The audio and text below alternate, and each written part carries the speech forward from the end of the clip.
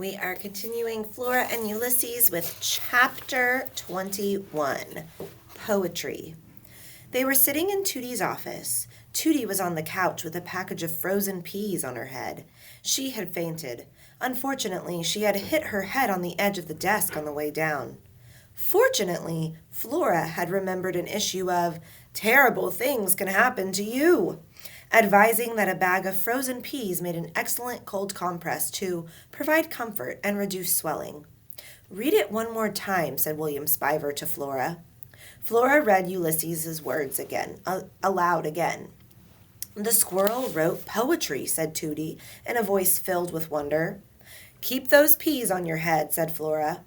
"I don't get the last part," said William Spiver. "The part about hunger. What does that mean?" Flora turned away from the computer and looked at William Spiver's dark glasses and saw again her round-headed pajamaed self reflected there. "It means he's hungry," she said. "He hasn't had any breakfast." "Oh," said William Spiver. "I see. It's literal." Ulysses was sitting on his hind legs beside the computer. He nodded hopefully. "It's poetry," said Tootie from the couch. Ulysses puffed out his chest the tiniest bit.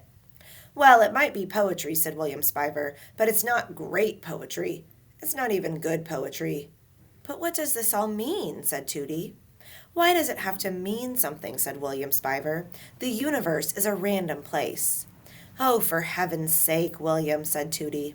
Flora felt something well up inside of her. What was it? Pride in the squirrel? Annoyance at William Spiver? Wonder? Hope? Suddenly she remembered the words that appeared over Alfred T. Slipper's head when he was submerged in the vat of incandesto. "Do you doubt him? Do not."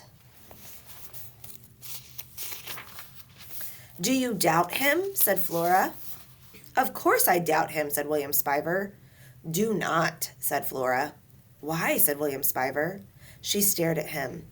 "Take off your glasses," she said. "I want to see your eyes." "No," said William Spiver. "Take them off." "I won't." "Children," said Tootie, "please." Who was William Spiver, really? Yes, he was the great-nephew of Tootie Tickum, suddenly, suspiciously, come to stay the summer. But who was he really? What if he was some kind of comic book character himself? What if he was a villain whose powers were depleted as soon as the light of the world hit his eyes? Incandesto was forever being attacked by his arch-nemesis, the darkness of 10,000 hands. Every superhero had an arch-nemesis. What if Ulysses' arch-nemesis was William Spiver? "The truth must be known," said Flora. She stepped forward. She reached out her hand to remove William Spiver's glasses, and then she heard her name. "Flora Belle, your father is here." "Flora Belle," said William Spiver in a gentle voice. Ulysses was still sitting on his hind legs. His ears were pricked. He looked back and forth between Flora and William Spiver. "We have to go," said Flora. "Wait," said William Spiver. Flora picked Ulysses up by the scruff of his neck. She put him under her pajama top. "Will I ever see you again?" said William Spiver. "The universe is a random place, William Spiver," said Flora. "Who can say whether we will meet again or not?" Chapter 22, A Giant Ear. Her father was standing on the top step in front of the open door. He was wearing a dark suit and a tie and a hat with a brim, even though it was Saturday and summertime. Flora's father was an accountant at the firm Flinton, Floston, and Frick. Flora wasn't sure, but she thought it was possible that her father was the world's loneliest man. He didn't even have Incandesto and Dolores to keep him company anymore. "Hi, Pop," she said. "Flora," said her father. He smiled at her, and then he sighed. "I'm not ready yet." "Oh, that's okay," said her father. He sighed again. "I'll wait." He walked with Flora and into the living room. He sat down on the couch. He took off his hat and balanced it on his knee. "Are you in the house now, George?" Flora's mother shouted from the kitchen. "Is Flora with you?" "I am inside," shouted Flora's father. "Flora is with me." The clack, clack, clack of the typewriter echoed through the house. Silverware rattled, and then there was silence. "What are you doing, George?" her mother shouted. "I am sitting on the couch, Phyllis. I am waiting for my daughter." Flora's father moved his hat from his left knee to his right knee, and then back to his left knee again. Ulysses shifted underneath Flora's pajamas. "What are you two going to do today?" Flora's mother shouted. "I don't know, Phyllis. I can hear you perfectly well, George," said Flora's mother as she came into the living room. "You don't need to shout. Flora, what have you got under your pajama top?" "Nothing," said Flora. "Is it that squirrel?" "No," said Flora. "What squirrel?" said Flora's father. "Don't lie to me," said her mother. "Okay," said Flora. "It's the squirrel. I'm keeping him." "I knew it. I knew you were hiding something. Listen to me. That squirrel is diseased. You are engaging in dangerous behavior." Flora turned away. She had a superhero under her pajamas. She didn't have to listen to her mother, or anybody else for that matter. A new day was dawning, a girl with a superhero kind of day. "I'm going to change now," she said. "This will not work, Florabelle," said her mother. "That squirrel is not staying." "What squirrel?" said Flora's father again. Flora went halfway up the stairs, and then she stopped. She stood on the landing.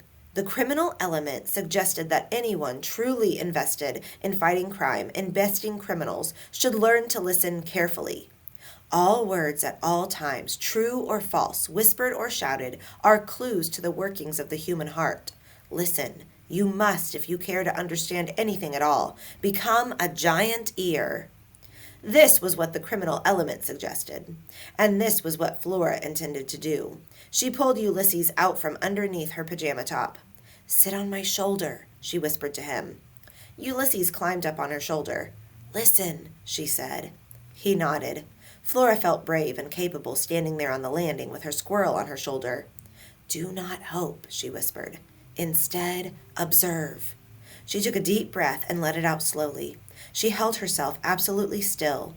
She became a giant ear, and what Flora the giant ear heard was astonishing. Chapter 23. Enter the villain. "George," said Flora's mother, "we have a problem. Your daughter has become emotionally attached to a diseased squirrel." "How's that?" said Flora's father.